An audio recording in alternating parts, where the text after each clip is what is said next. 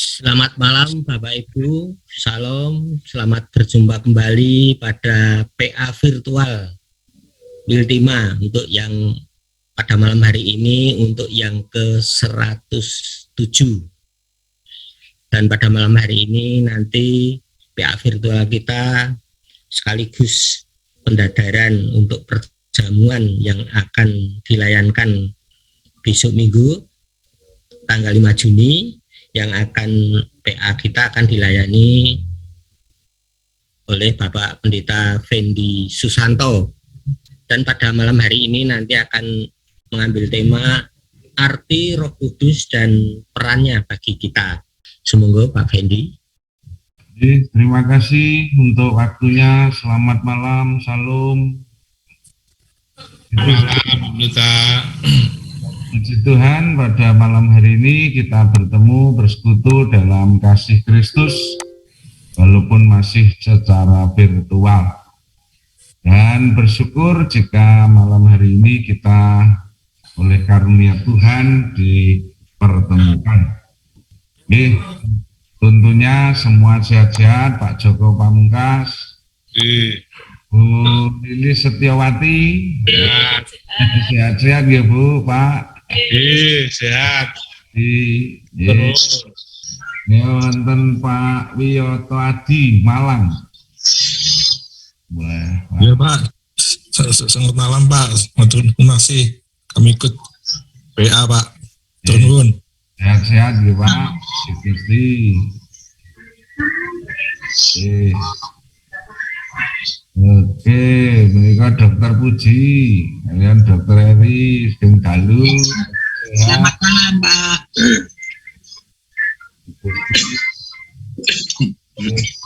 Pak Konani, wah, ini masih di Amerika Pak? Masih. Selamat malam di sana, selamat pagi di sini. Ya. Semua sehat, salam semua. Puji Tuhan, sehat-sehat. Sama Ibu ya Pak? Ya, lagi godok wedang, minum teh pagi. Oke, selamat menikmati. Berlanjut Pak Bambang Priadi. Sugeng dalu Pak Pendi, sehat selalu Bapak. Puji Gusti, sehat selalu. Itu wonten Pak Kriyono. Sugeng dalu Pak Pendi, sugeng dalu sedaya Bapak Ibu Timur A. Sehat-sehat. Bu Nina Yusnari. Sugeng dalu Pak Pendeta. Sehat-sehat Ibu. Sugeng dalu Bapak Ibu sedaya. Matur sembah nuwun. Salam sehat. Lajeng Bu Eri Sarwanto nggih derek sugeng dalu. Bu Eri. Bu Eri masih di mute speakernya. Oke. Nah, monggo bedek Sugeng Pak Pendi, sugeng dalu Bapak Ibu. Sehat-sehat Ibu. Lajeng Ibu Suyut. Masih di mute Bu Suyut.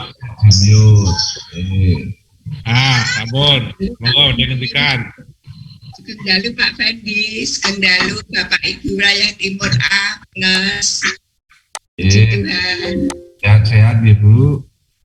Sehat-sehat Pak. Nika wonten ugi Pak Valumbowo Lagu, sehat-sehat ugi. Selamat malam Pak Pendeta Fendi Susanto, selamat malam Bapak Ibu semuanya. Ya Allah Bapak Saki, Tante. Terima kasih. Nggih. Bu Leni. Ya Allah. Oke. Sesama nias. Nggih. Puji Tuhan. Bu Leni nggih, Bu Leni. Selamat malam. Oh, nggih, Pak Fendi, selamat malam. Ini agak sakit saya, flu. Ya, puji Tuhan, nanti doa. Berkah Gusti. Kita wonten ugi Bu Nana Suryadiman. Ya, ingkang ngagem Pak Suryadiman apa Mbak Nan? Oh, Anak barep tuh, anak barep. Iya, Dewa satu. selamat malam. Sehat-sehat ya Pak, si Gusti. Tuhan, terus Pak Suryadiman, sehat-sehat. Dalu sehat Pak Wendy, tetap semangat. Sedaya. Si Gusti semangat Bapak. Lajeng Pak Nugroho. Pak, Sugeng Dalu Pak Pendeta Fendi Susanto, Sugeng Dalu Bapak Ibu sedaya, salam sehat, puji Tuhan hari ini sehat.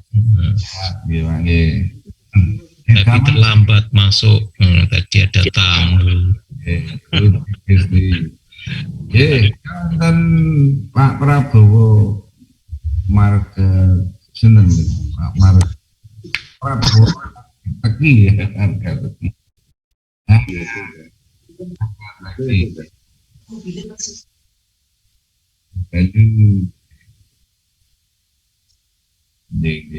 Sehat nih Pak.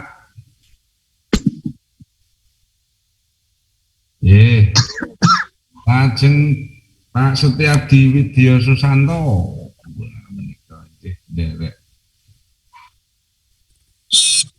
Di mute Pak Setiadi, speakernya di kesangkirunin biar suaranya nyaring terdengar. Kita tenggo betul apa? Yang pojok kiri nih kok tanda mic pun silakan ditunjukkan mengenai lebih Mbak. Dereng. Oh, dereng ya. Dereng. Lajeng atau dilewati dulu mawon Pak, nanti Timur Diati. Lalu Pak Pendeta, Bapak Ibu wilayah Timur A+, salam sehat, matur nuwun. Nggih, ngestunipun Pak. Ini. Oh, Bu Lilis. Lajeng Pak Sulu ya. Yang datang lumayan. Pak Sunu no. Sunu Nurihati. Selamat malam Pak Pendeta. Selamat malam Bapak Ibu, Pak Joko. Selamat malam. Malam ini. Lajeng Butin pasti nih, si Gusti. Sugeng dalu Pak Fendi, sugeng dalu Bapak Ibu sedaya. Sehat, puji Tuhan. Pak Setiadi ini sampun on Pak, Pak Setiadi Pak. Pak Setiadi.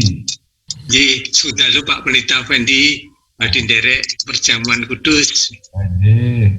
Menika marga kula Susanto.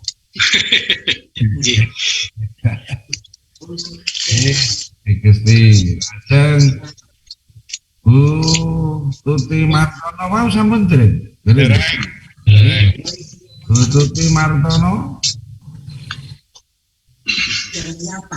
Suaranya nggak dengar Bu Tuti. Monggo si Dok,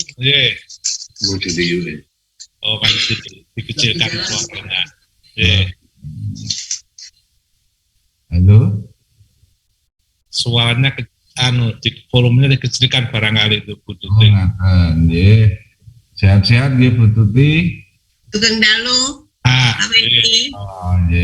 Sehat. Puji Gusti. Lajeng Pak Wibawadi. Genggalu Pak Wibawadi. Sugeng dalu Pak Pendeta Fendi, Bapak Ibu sedaya, salam seroja. Seroja. Ngunjukno Pak. Serojamno sehat rohani dan jasmani. Teh jahe. Pak Wibowo itu sekalian lho Pak Fendi. Ibunya kok nggak disapa pripun? Ampun Bu, kula pun. Pun. Sugeng dalu Ibu. Salam sehat. Bang Seruja. Ayo seru jamle. Lajeng Pak Yulia Subandi. Pak Bandi. Di-mute Pak Bandi. Sugeng dalu Pak Pendeta Fendi, Bapak Ibu semuanya, Gusti berkahi. Amin. Sehat-sehat. Wonten malih Pak ingkang dereng Bu Arum. Bu Arum. Bu Arum dereng Pak. Bu Arum sugeng dalu. Dalu Pak Fendi, sugeng dalu Bapak Ibu sedaya, puji Gusti pun paringi sehat. Puji Gusti. Matur nuwun. Nggih. Sampun sedaya nggih Pak Joko.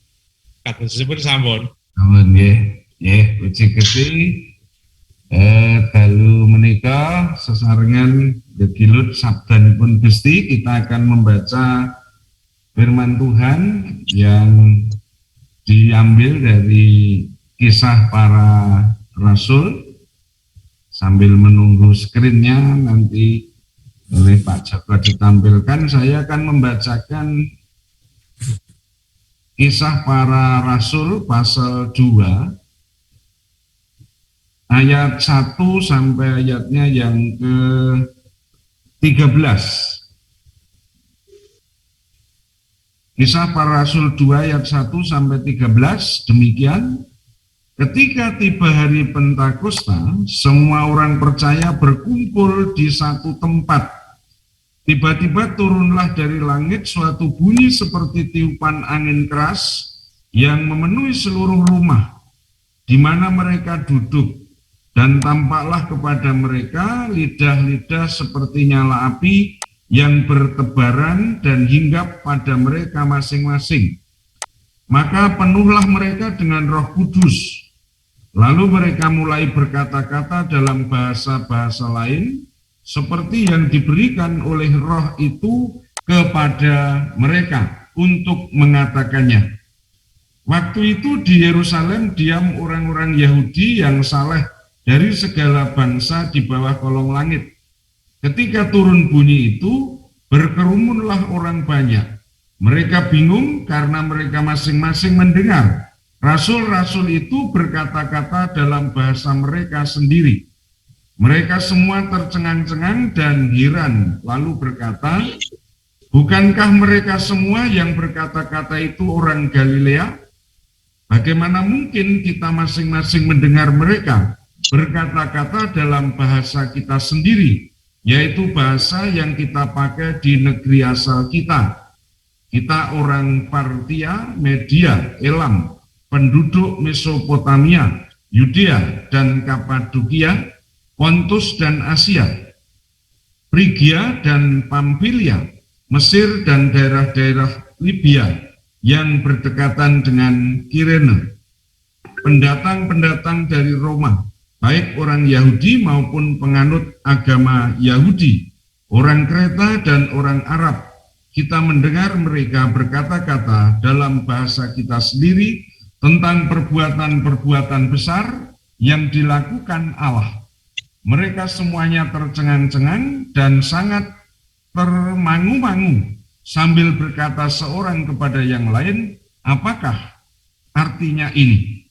Tetapi orang lain menyindir, mereka sedang mabuk oleh anggur.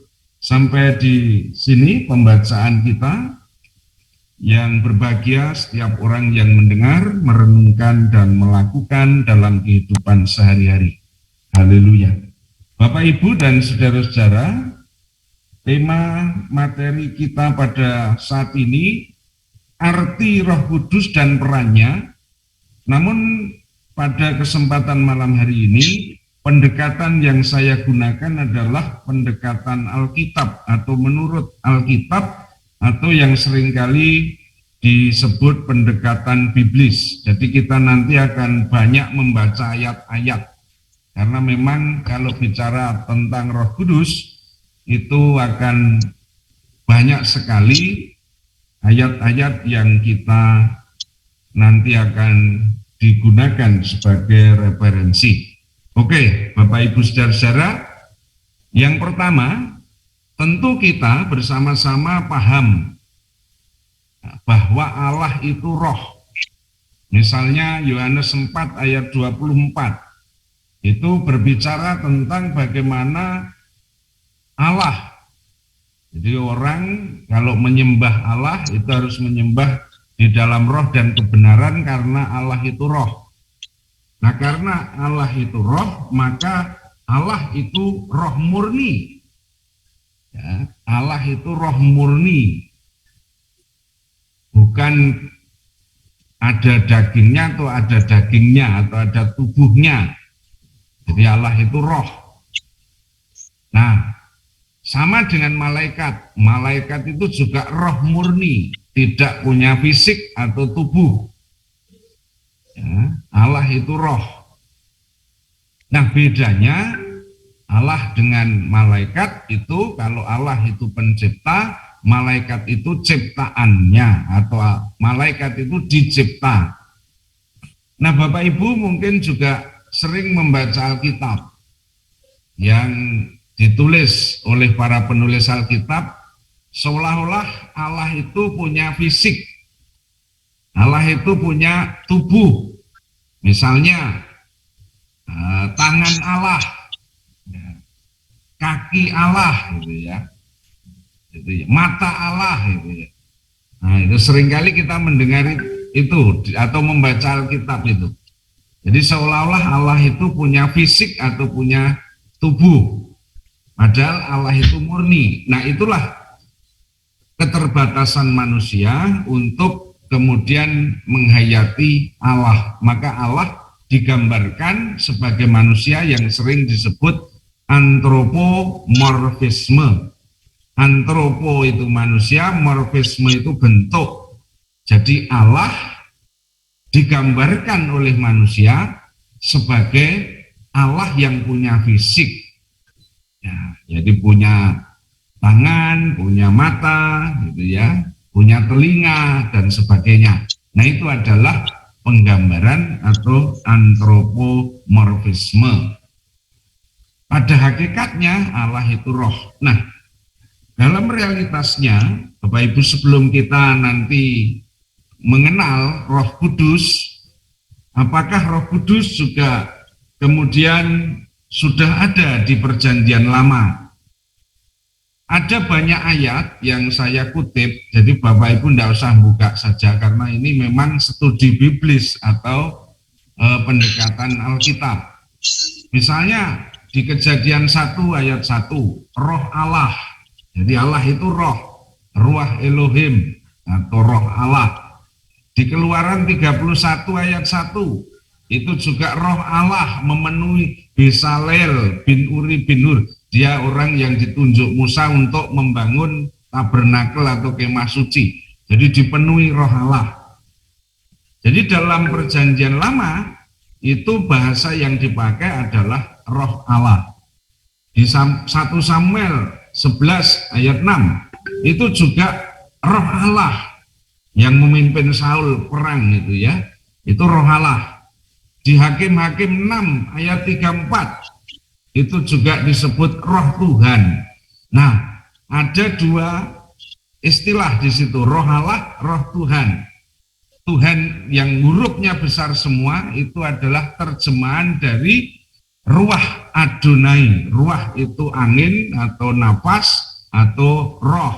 Adonai itu Tuhan yang dipakai untuk menyebut YHWH. Jadi YHWH itu tidak bisa diucapkan oleh orang Israel. Nah, kemudian berkembang untuk nggampangke disebut Yahweh. Nah, itu juga sebenarnya belum tentu betul. Karena YHWH tidak bisa diterjemahkan. Orang Israel menganggap YHWH itu suci, tidak boleh disebut diganti Adonai. Jadi kalau ada Ruach YHWH itu dibaca Ruach Adonai, roh Tuhan, roh Tuhan yang waktu itu menguasai Gideon. Nah, kemudian di Yesaya 6 ayat 1 disebut roh Tuhan Allah. Itu ada penyebutan double. Ya, Bapak Ibu Saudara, jadi istilah di Perjanjian Lama itu belum belum sepopuler perjanjian baru nanti tentang istilah Roh Kudus. Jadi semua masih Roh Allah, Roh Tuhan, gitu ya. Nah, masih banyak ayat lagi, coba kita lihat lagi. Nah, di 1 Samuel 16 itu juga Roh Tuhan. Di Yesaya 11 Roh Tuhan. Di Yesaya 61 Roh Tuhan Allah. Nah, uniknya di Yesaya 63 ini sekali ada istilah Roh Kudus. Bapak Ibu Saudara-saudara ya. Jadi Yesaya 63 ayat 10 dan 11 itu sudah menyebut Roh Kudus yang diterjemahkan dari Ruach Kados. Kados itu suci, kudus. Ruach itu roh, angin, napas.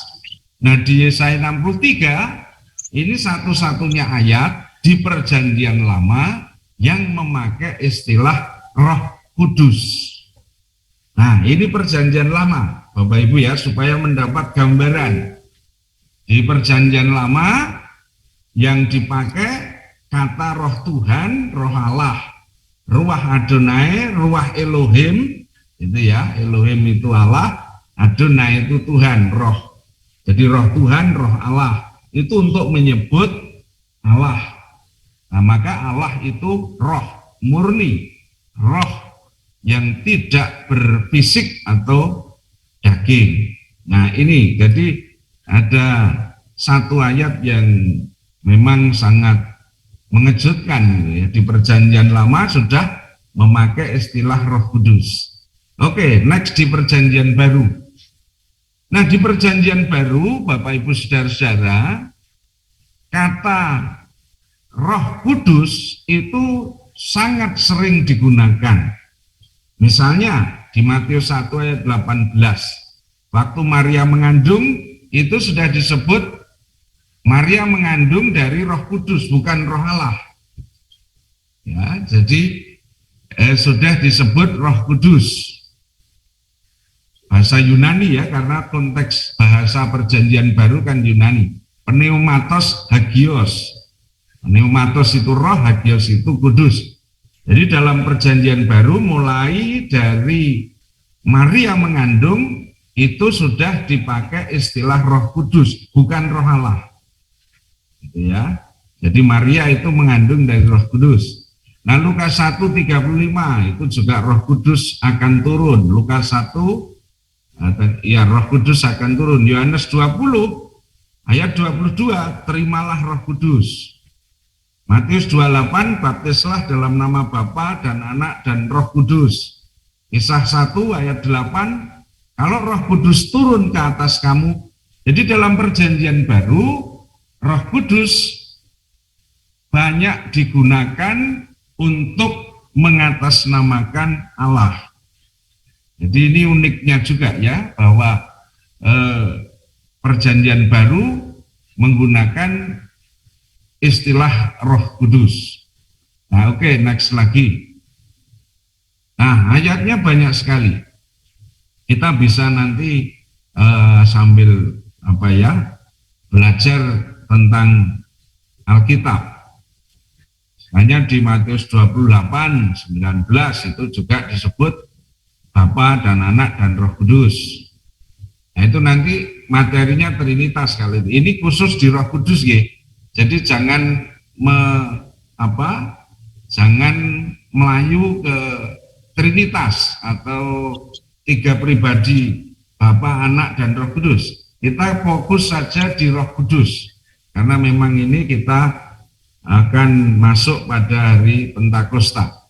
Ya, jadi Roh Kudus itu sudah digunakan sangat banyak di Perjanjian Baru. Di Kisah Para Rasul jelas setelah Pentakosta para rasul selalu menggunakan Roh Kudus. Ya, bukan Roh Allah, bukan Roh Kristus, walaupun ada. Nanti kita lihat, Bapak Ibu Saudara, supaya kita paham, supaya tidak bingung. Roh Allah, Roh Kudus, Roh Kristus, gitu ya. Nah, 1 Korintus 2 ayat 11 itu juga menyebutkan bagaimana di situ di surat Paulus menyebutkan bukan Roh Kudus tapi Roh Allah. Jadi kadang bergeser ya, istilah yang dipakai itu Roh Kudus, kadang Roh Allah. Oke, next lagi. Nah, Bapak Ibu Saudara, kita mulai masuk sekarang supaya kita kemudian paham bagaimana Roh Kudus itu dipahami dengan baik dan kita tidak mengalami kerancuan. Roh Kudus sama dengan Roh Allah. Itu kalau kita baca 1 Korintus 3 ayat 16, kamu adalah bait Allah, tubuhmu itu bait Allah, dan Roh Allah ada di dalam kamu. Di 1 Korintus 6:19, nah itu kemudian kalimatnya, kamu adalah bait Roh Kudus, dan Roh Kudus, nah itu yang kamu peroleh dari Allah. Nah di Kisah 5 ayat 3 itu tentang Ananias. Ananias itu mendustai Roh Kudus, ya waktu menjual itu, ya, dia mengatakan tidak jujur, mendustai Roh Kudus sama dengan mendustai Allah. Nah berarti dapat disimpulkan bahwa Roh Kudus dengan Roh Allah itu adalah pribadi yang masing-masing memiliki hakikat yang sama. Jadi pribadi Roh Kudus, pribadi Allah, dan nanti pribadi Yesus. 3 pribadi yang menyatu dalam satu hakikat, yaitu Allah. Nah, itu istilah yang digunakan. Jadi ini menyatakan ya, Roh Kudus itu juga keluar dari Allah, gitu kan? Berarti juga Roh Allah. Hanya kemudian konteks di mana para rasul, para penulis Alkitab itu bisa menggunakan Roh Kudus, Roh Allah.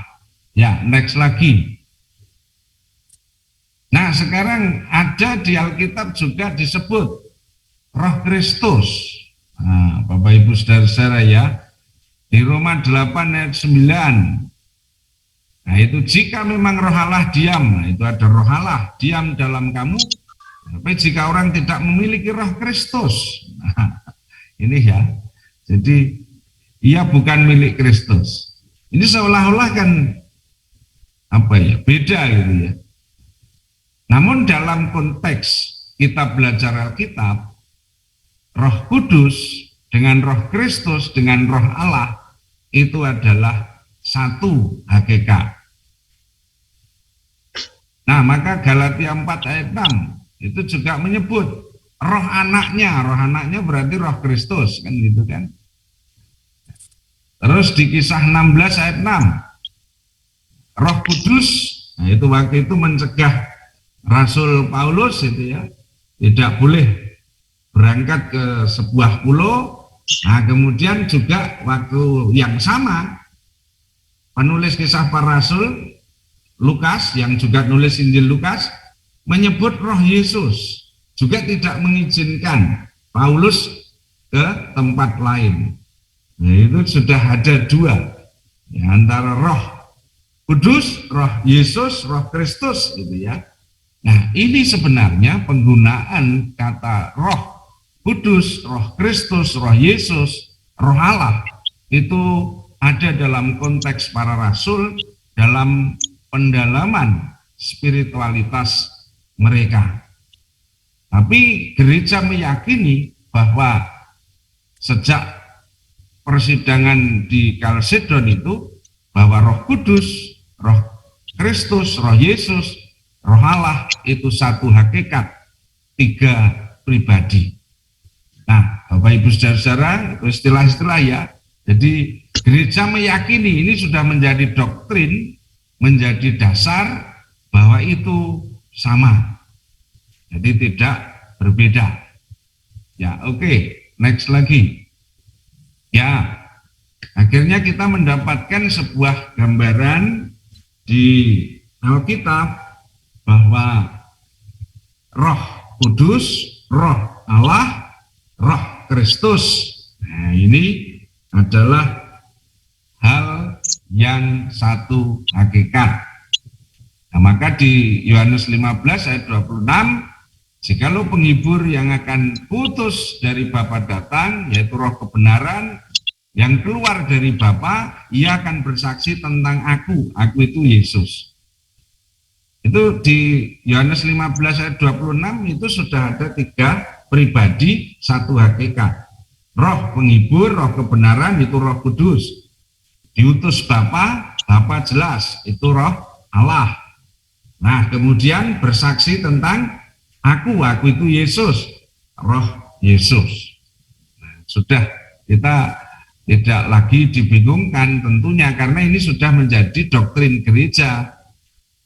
Meyakini bahwa Roh Kudus, Roh Allah, Roh Kristus atau Roh Yesus itu satu hakikat. Walaupun ada bidat-bidat, ajaran-ajaran ya, bidat yang tidak sama, itu sesuatu yang menurut saya ya kalau di luar doktrin yang sangat dasar itu berarti sesat, kan begitu. Karena tidak sama dengan doktrin yang diyakini oleh gereja reformasi. Nah, itu. Nah, Bapak Ibu, saudara-saudara, kita sudah mendapatkan pengertian tentang Roh Kudus.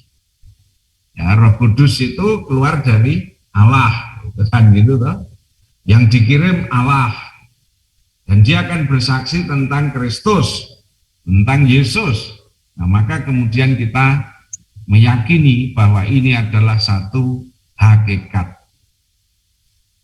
Nah, nanti kalau kita mau perluas ya kita materinya tentang Trinitas. Itu akan lebih luas lagi. Tapi kita malam hari ini fokus saja pada arti pengertian tentang Roh Kudus. Nah, Yohanes 20 ayat 22 itu juga kurang lebihnya sama, bahwa mereka Yesus mengembusi mereka, terimalah Roh Kudus. Jadi sebenarnya itu permainan kata ya, mengembusi itu kan ruah dalam bahasa Ibrani itu ya, angin gitu, kan mengembusi itu. Nah, di Bapak Ibu saudara-saudara, istilah-istilah yang tadi saya sampaikan dan itu diyakini sebagai doktrin gereja, maka pemahaman tentang Roh Kudus, Roh Allah, Roh Yesus itu adalah satu hakikat. Nah, ini harus paham ya. Jadi ayat-ayat tadi mendukung pemahaman kita, karena ini pendekatannya pendekatan Alkitab. Jangan dibingungkan lagi. Roh Kudus, Roh Allah, Roh Kristus, Roh Yesus gitu ya. Misalnya Bapak Ibu membaca atau mendengar ulasan dari teolog atau pendeta atau siapa yang tidak sesuai dengan doktrin gereja kita, ya tentu itu tidak perlu kita yakini. Misalnya saksi Yehova, misalnya Mormon gitu ya, yang menyatakan bahwa Yesus lebih rendah dari Roh Allah gitu kan.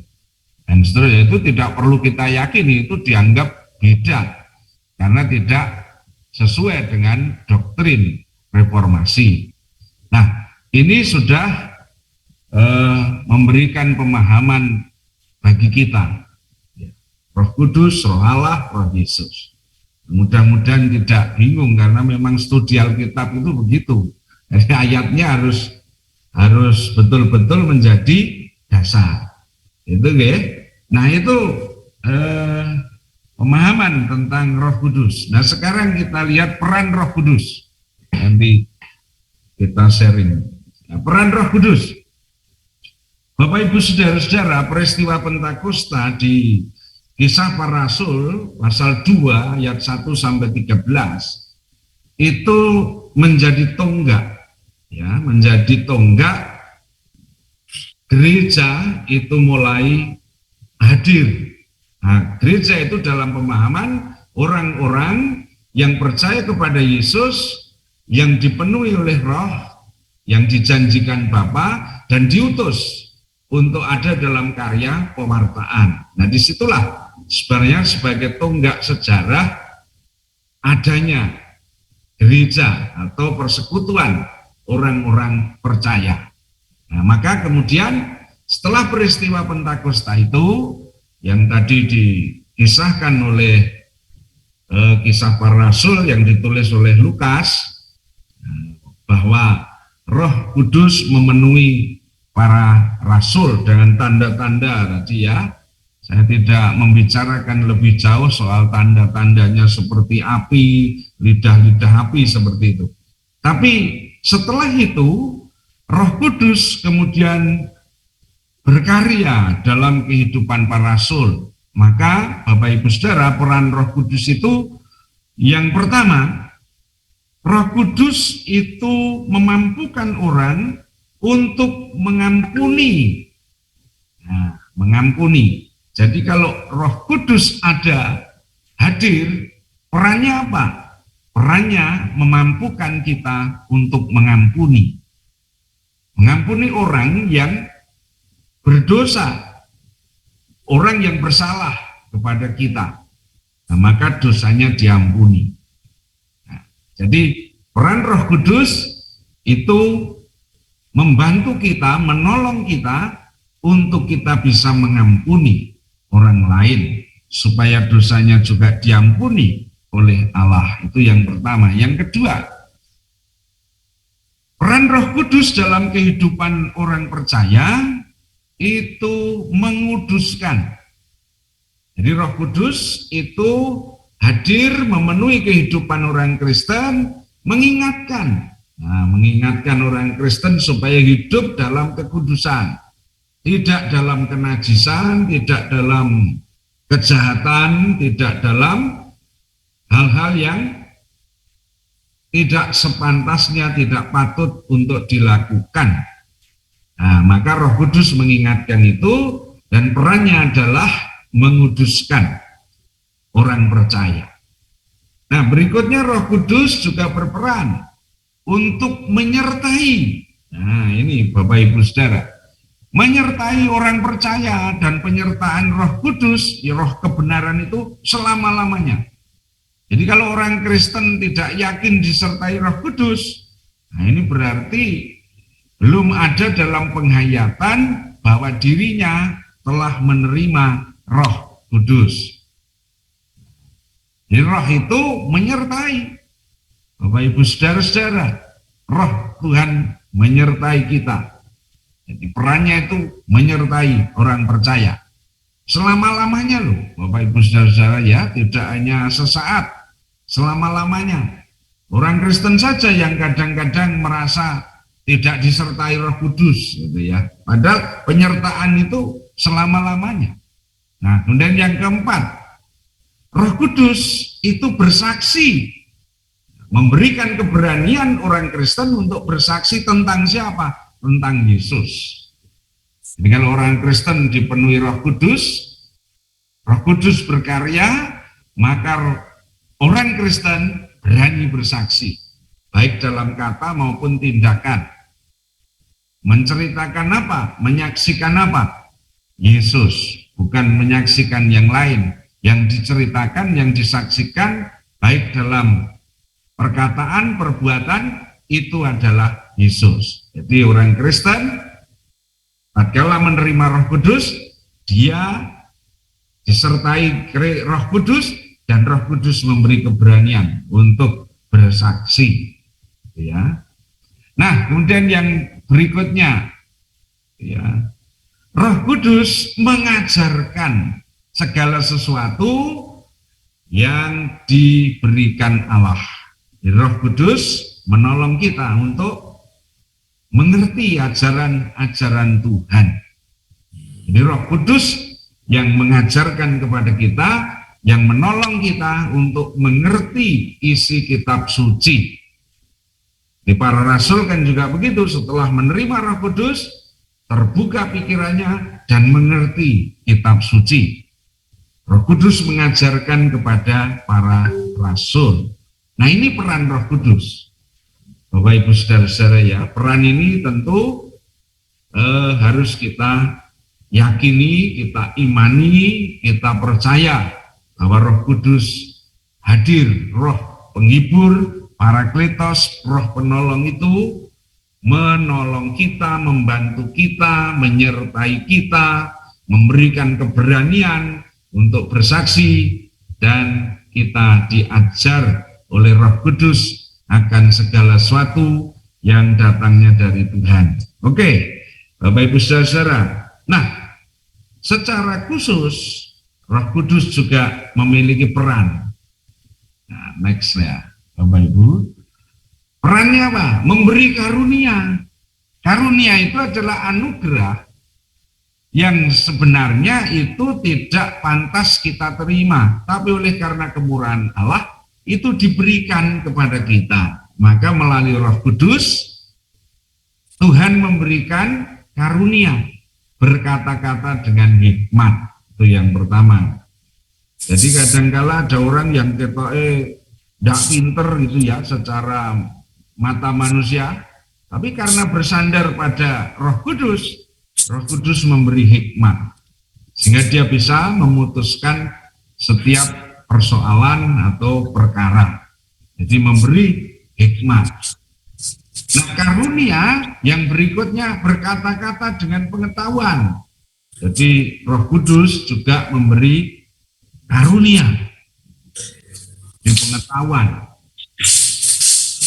Karunia iman, jadi memiliki iman yang kuat, itu karena Roh Tuhan, yakin kepada Yesus, itu karunia iman.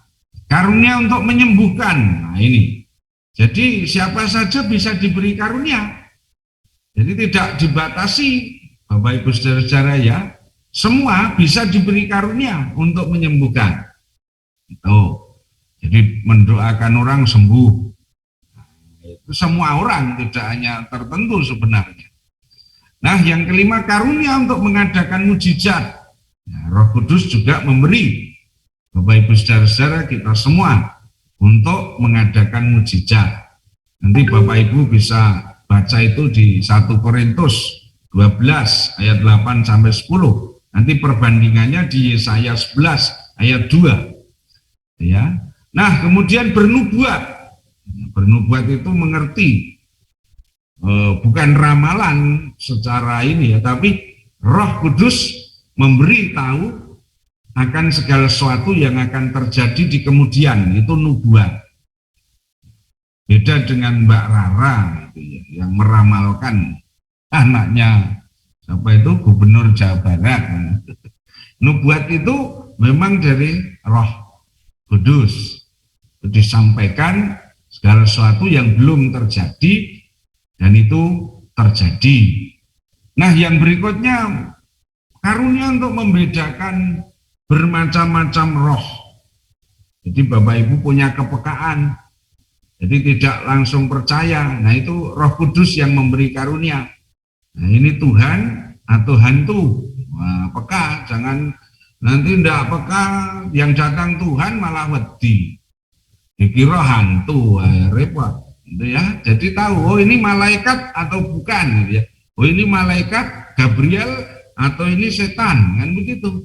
Itu Roh Kudus yang nanti memberi karunia untuk membedakan, Bapak Ibu ya. Kemudian berikutnya karunia untuk berkata-kata dengan bahasa lidah atau bahasa roh gitu ya. Jadi itu juga karunia dan tidak semua orang diberi karena namanya karunia gitu ya. Kalau gereja sekarang ini kan bahasa lidah, bahasa roh bisa dikursus. Itu sama itu ya, bahasanya dikursus. Masa Roh Kudus buka kursus bahasa roh, itu kan lucu. Ada itu gereja itu yang membuka kursus bahasa roh gitu ya. Dan biasanya gereja tertentu khususnya karismatik atau pentakosta itu kalau memang apa ya itu tidak betul-betul dari karunia bahasa roh atau bahasa lidah, biasanya sama itu, sama dengan dan jadi kebiasaan. Ini Roh Kudus tidak memberi, tapi karena kebiasaan Itu ya, dan itu memang tidak dimengerti. Nah, maka ada karunia untuk menafsirkan bahasa roh atau bahasa lidah. Anehnya di gereja-gereja yang memakai karunia bahasa lidah itu tidak ada yang menafsirkan bahasa roh. Jadi selalu tidak ada. Jadi ya pokoknya ya apa ya, berbunyi saja.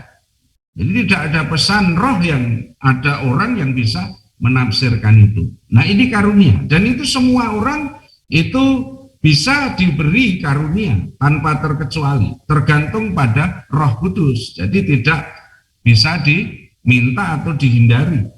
Yang namanya karunia itu kan pemberian Allah. Dan Bapak Ibu saudara-saudara, karunia itu jangan kemudian Bapak Ibu memberi apa ya, kayak hak paten gitu loh. Ya. Jadi kalau Bapak Ibu saat ini doakan orang sembuh, jangan Bapak Ibu mengklaim itu jadi hak paten terus tiap dongak ke wong sembuh. Belum tentu.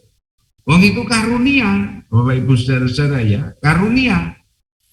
Jadi karunia itu ya tergantung Roh Kudus, bisa saja. Itu mujizat misalnya, atau karunia menyembuhkan. Jadi kalau Roh Kudus waktu itu kemudian memberi, ya lakukan. Nah, itu namanya karunia. Tapi seringkali orang justru mematenkan itu. Ini untuk bisa membuat mujizat pisan gitu sekali itu terus karepe arep gawe mujizat terus tapi tidak terjadi. Itu kan Bapak Ibu saudara-saudara. Jadi nubuat juga gitu. Mungkin sekali Roh Kudus memberi, bisa menubuatkan gitu ya. Tapi jangan kemudian setiap ketemu orang dinubuatkan gitu ya. Itu juga tidak boleh. Itu namanya karunia seperti itu. Jadi tergantung pada Roh Kudus yang memberi. Nah, oke, itu juga bagian dari peran yang memberi karunia kepada umat Kristiani atau pengikut Kristus. Ya, berikutnya yang terakhir Bapak Ibu Saudara, di Galatia 5 ayat 22 sampai 23 itu disebutkan buah-buah Roh Kudus. Jadi buah-buah roh itu terkait juga dengan bagaimana orang yang disertai Roh Kudus, dan Roh Kudus itu berperan kemudian ada dalam kasih, sukacita, damai sejahtera, kesabaran, ya, kemurahan, kebaikan, kesetiaan, kelemah lembutan, penguasaan diri. Nah, jadi ini bisa untuk apa ya? Untuk tes gitu ya, untuk menguji bagaimana saya kemudian ada di dalam peran atau dalam karya Roh Kudus. Misalnya soal kasih, soal sukacita, soal damai sejahtera, soal kesabaran, gitu ya. Jadi kalau Roh Kudus memenuhi, nah kesabaran itu. Nah, yang semula mungkin pelit bin medit, Roh Kudus kemudian memenuhi peran jadi lomo, murah hati, kemurahan, kan begitu. Yang semula jahat itu bisa jadi Roh Kudus kemudian memenuhi, jadi menjadi orang yang baik. Yang tidak setia jadi setia, yang kasar jadi lemah lembut, yang tidak bisa menguasai diri, dia bisa menguasai diri. Nah, itulah buah-buah Roh Kudus yang bisa dilihat. Oh, berarti Roh Kudus sekarang sudah berperan dalam hidup si A, karena dulu si A itu, nah sekarang ada dalam perubahan hidup, dipimpin, dituntun oleh Roh Kudus, kan begitu. Nah, itulah Bapak Ibu Saudara terkait dengan Roh Kudus dan perannya dalam kehidupan, dan itu tinjauan biblis yang artinya bahwa kita dasarkan pada Alkitab. Jadi sumbernya dari kitab suci, baik dari perjanjian lama maupun perjanjian baru. Sampai di sini dulu, mungkin ada yang mau menambah atau sharing, silahkan. Matur nuwun Pak Joko dan Pak Sinten. Nur Cahyo, Pak. Pak Iya. Monggo, Pak. Nggih.